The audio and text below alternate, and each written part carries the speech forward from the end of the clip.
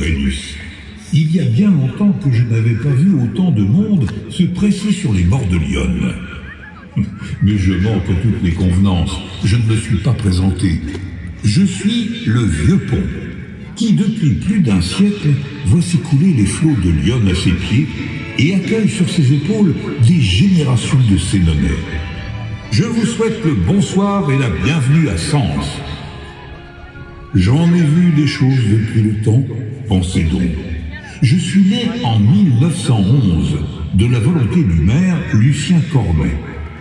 Que de souvenirs. Tenez, une foule pareille partout le long des bords de l'Yonne, ça me rappelle la fois où l'on a procédé à mon inauguration en 1913. Quelle liesse! Il ne me semble pas que la ville en ait connu de pareil. Ah, sauf peut-être en 1944, lorsque les armées du général Patton ont libéré Sens. J'ai vu arriver les Américains de loin, depuis Paron. Il faut dire que j'étais au premier rang. J'ai souvent été au premier rang. Déjà, en 1940, Français et Allemands se sont livrés un combat acharné pour prendre mon contrôle.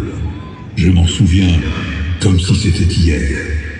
C'était un 15 juin. Au loin, ont surgi une vingtaine d'avions et, dès qu'ils m'ont aperçu, ils ont fondu sur moi en piqué.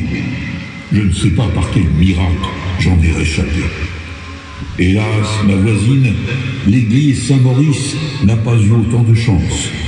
Une bombe a explosé chez elle, l'endommageant gravement, détruisant tous ses vitraux et crevant sa toiture.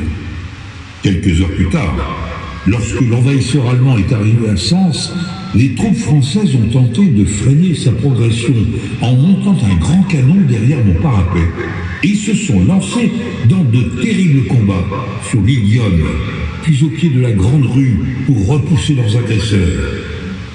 Comme ces heures furent terribles, quel souvenir éprouvant.